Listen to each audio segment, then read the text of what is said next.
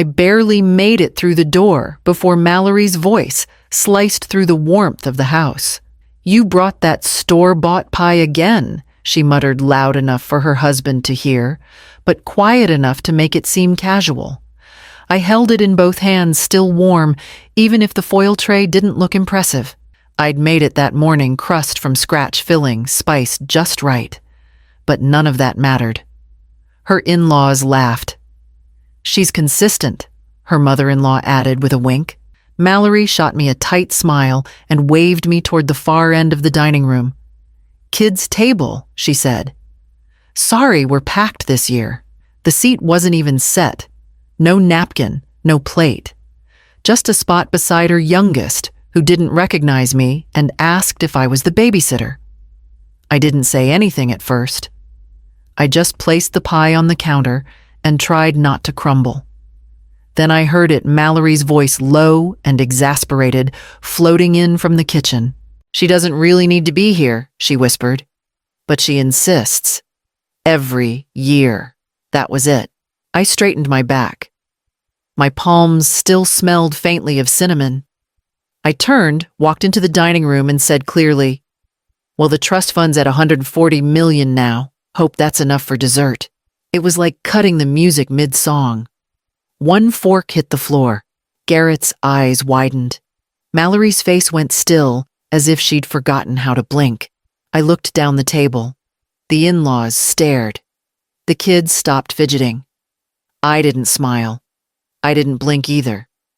I just walked back to the pie, adjusted the crust a little, and sat in the empty seat that was never meant for me. For the first time in years, I didn't feel invisible. And for the first time in her life, my daughter didn't know what to say next. After the divorce, everything got quiet. No more shouting through walls, no more slammed doors. Just me, a stack of bills, and the old recliner that squeaked every time I let it hold me too long. Mallory had just started college then, and she left with barely a wave. I told myself she was busy adjusting. I told myself a lot of things. I took longer shifts at the library reference desk during the day, shelving late at night. The quiet there felt like a kindness. But I knew checking out mystery novels wasn't going to cover more than my rent. I needed something else. So I started learning. It began with online classes on my lunch breaks. JavaScript, Python, Excel, macros. The basics, then more. I'd stay up past midnight watching tutorials with cracked speakers and notebooks full of scribbles. I never told anyone. Who would I have told? When Aunt Ramona passed, she left me $35,000, no strings, no drama. I remember staring at the check for hours. It could have cleared my debts. It could have fixed the roof. But instead, I used it to build something. I enrolled in a boot camp. I hired a tutor. I bought my first laptop that didn't come from a pawn shop. That's when the silence became useful. Nobody asked what I was doing, which meant nobody had anything to say about it. Mallory's calls dried up to holiday texts. "Thanks for the card," or "busy weekend, love you." I stopped waiting for her to ask about me. I started testing code for small startups. UI fixes, bug hunts, feedback loops. Then came a contract to beta test a dashboard for warehouse analytics. I made a little, saved a little more. With each job, I put a piece of my aunt's gift into companies that couldn't afford full-time engineers, but had big ideas. I didn't need recognition. I needed control. And I was getting it quietly, line by line, deal by deal, while everyone forgot I existed. And because no one was watching, they didn't see what I was building until it was too late. "Mom, you should sit here," Mallory said suddenly, animated, gesturing to the head of the table like it was some kind of throne. I looked at her, then at the chair. It had always been Mallory's spot during these gatherings, ever since she started hosting. I used to sit tucked beside the window, close enough to pass the gravy, far enough to be ignored. Garrett laughed, a little too loud. "Come on, Mom. We had no idea you were, what, a secret investor or something." He pulled out the chair for me himself.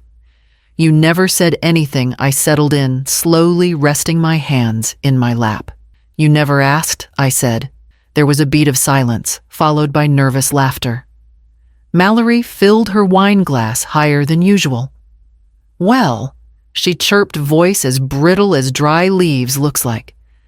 Thanksgiving just got a whole lot more interesting. The in-laws leaned in like they'd just remembered I existed. Her father-in-law, Doug, started asking about tech stocks. You must have a guy for all that he said then, elbowed his wife. Honey, maybe she can give us a few pointers. I'd love to know how you got started, someone added. It's just so impressive. Really? Mallory kept smiling, but her eyes were scanning me like I was a math problem she hadn't studied for. You always liked puzzles, she said, attempting a laugh. Guess it paid off, huh? I nodded, careful not to give them more than they already had. The conversation circled tighter questions, stacking like plates. How long? How much do you use a firm? Have you thought about a trust? It was strange being the center of gravity for once, like I'd slipped into someone else's life, but it didn't feel good, not in the way they thought it would. They weren't interested in me. They were interested in access. I listened, answered vaguely, and passed the bread. And while everyone leaned in, I leaned back. They didn't want my story. They wanted to see if they had a role in it. The kitchen was still warm from the oven. Mallory slipped in behind me, closing the door like she was trying to trap the moment before it got away. You really have that much, she whispered, as if the walls might echo her words. Like, actually, I rinsed the dessert plates, slowly, letting the water run hot. Yes. She hovered near the fridge, arms crossed. Where did it come from? Why didn't you tell me I dried my hands with the towel that had been hanging since I arrived? 15 years ago, I invested in a small data warehousing startup, I said. They offered equity instead of cash. I agreed. 10 years later, they merged with a logistics platform. That platform exploded during the pandemic. I held my shares. She stared at me like I'd spoken another language. You owned it. No, I said, meeting her eyes, but I owned part of what made it grow. Mallory didn't blink. So, what does that mean? Like you're retired now? I've been retired for 3 years. She sat on the edge of the counter, her tone suddenly thin. Is any of it mine? I folded the towel slowly, one corner over the next. That depends. On what I looked at, her really looked. The daughter I raised, now a stranger behind polite calculation. On what you've given me lately that didn't come with conditions. She flinched. You send me invitations, but only when someone cancels. You answer my calls, but only when it's convenient. You remember my birthday, but never call. You ask about me, but only when there's money involved. She didn't answer. Her mouth opened, then closed. I placed the towel on the counter and turned back to the sink. I don't owe you an inheritance, I said. I owe myself peace. Behind me, I could feel the silence tightening, not from shame, but from confusion. I reached for the last plate, my fingers steady now, and knew this wasn't over. It was only just beginning.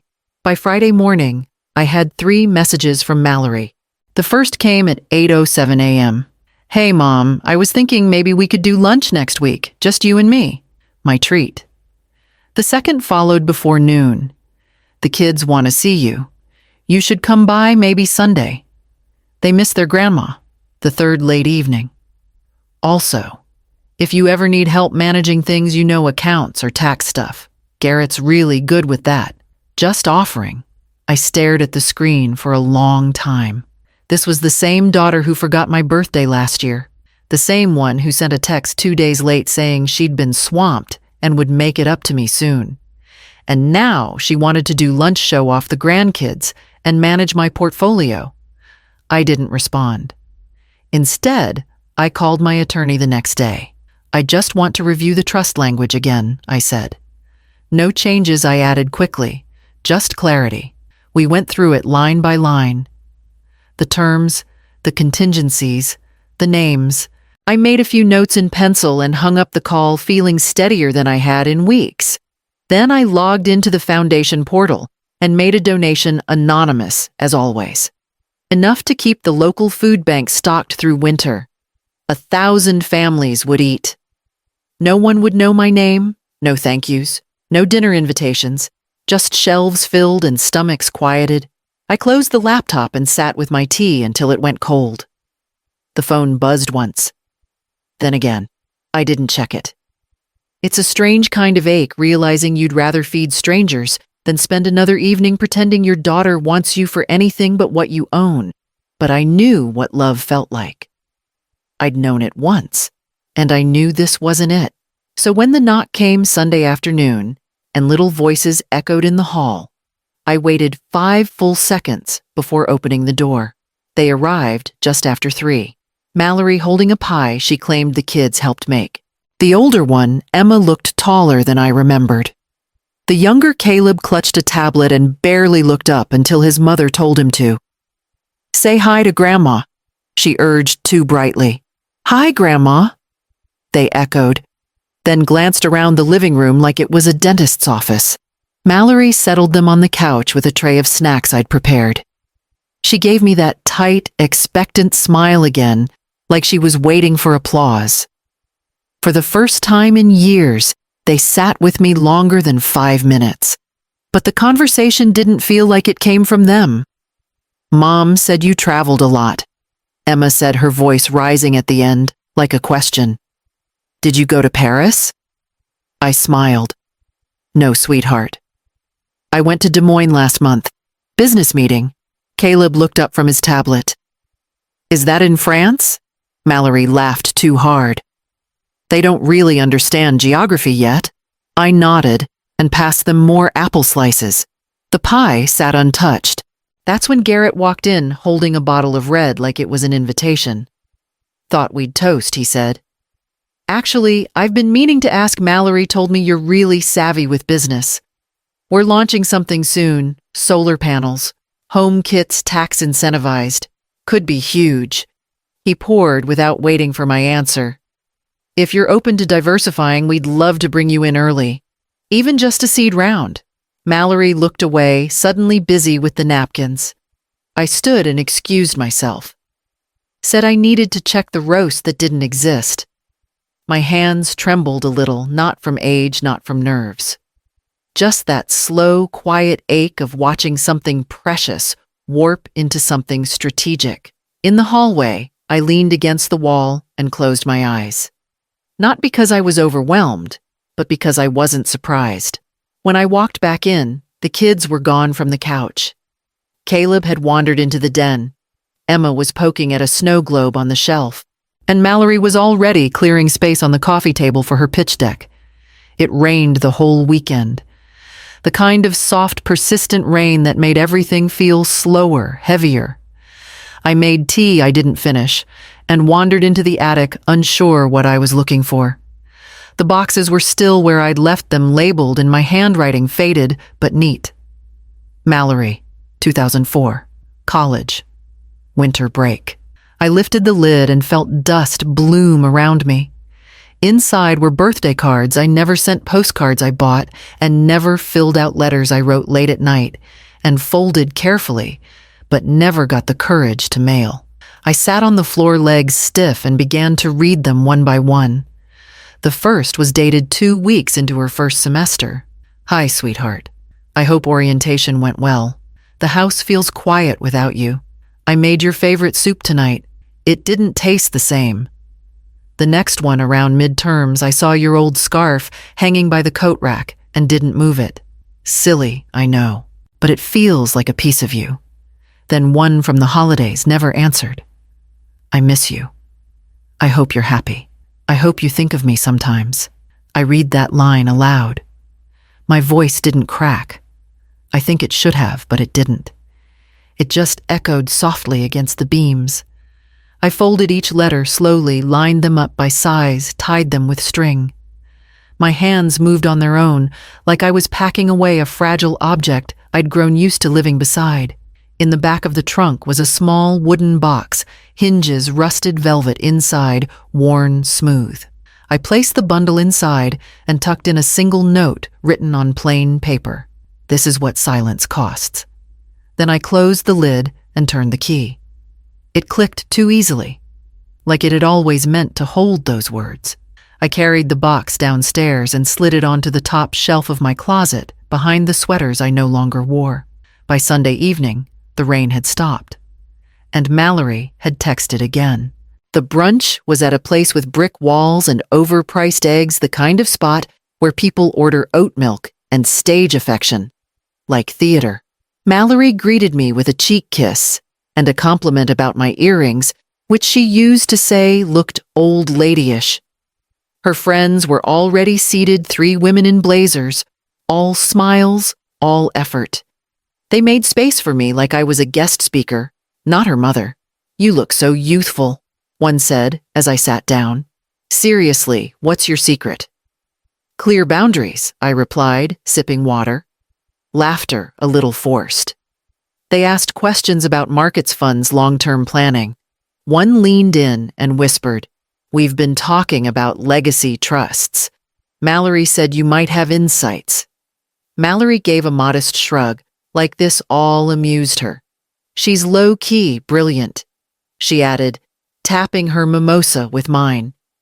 They kept going about impact investing, family foundations, leaving something meaningful behind. Then someone said it. "You must be so proud of Mallory.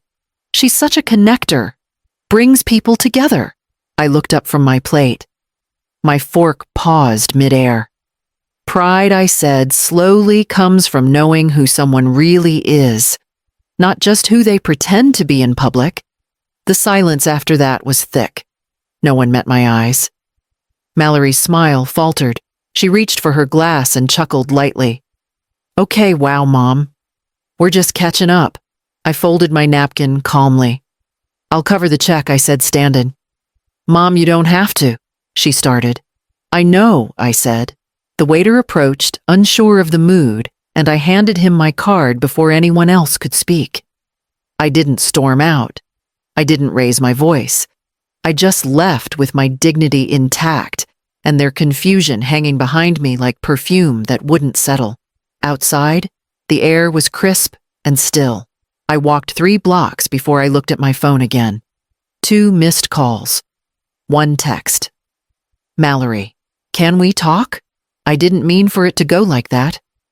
I kept walking steady as ever and made a note to myself to check the scholarship drafts before Monday. I roasted a chicken that morning, not turkey, not fanfare. Just something tender, simple enough for 5. By 5:30, the women started arriving. Lorraine brought baked apples with cinnamon. Denise a bottle of wine someone had given her years ago and she'd never opened.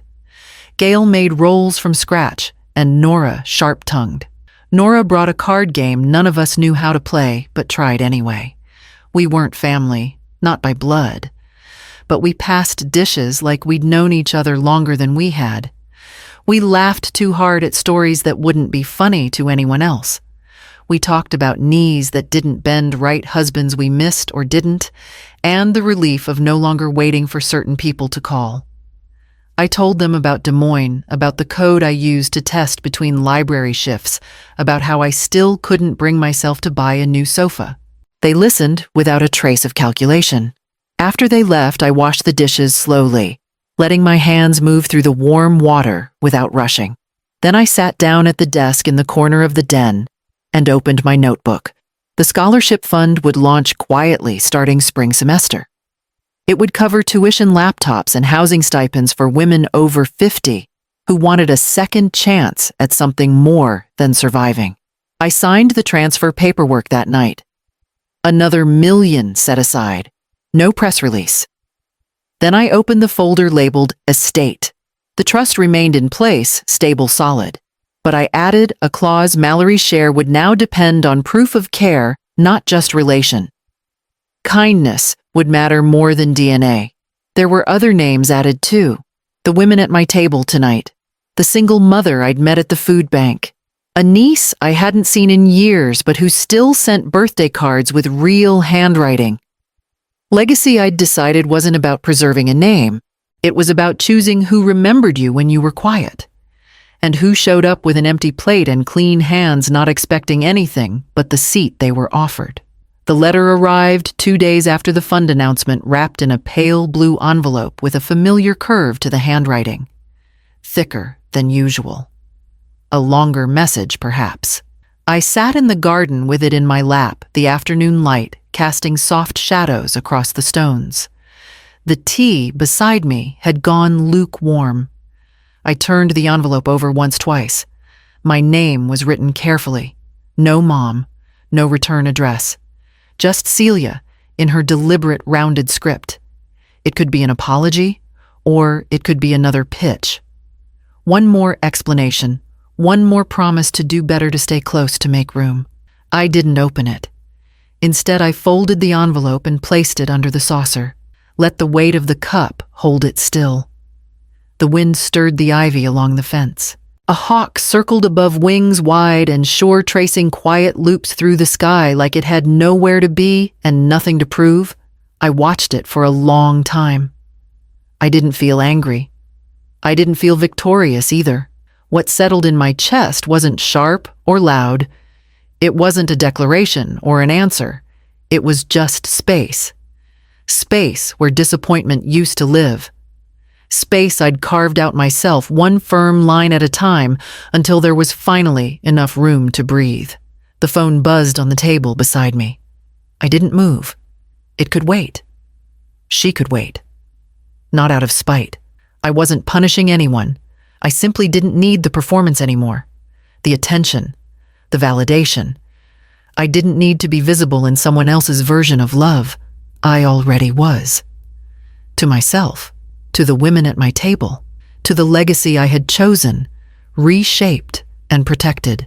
The hawk circled once more before drifting eastward, disappearing behind the tall trees. I picked up my tea, warm enough still to comfort, and let the silence stretch around me, not empty, not lonely, just full of things. Finally let go.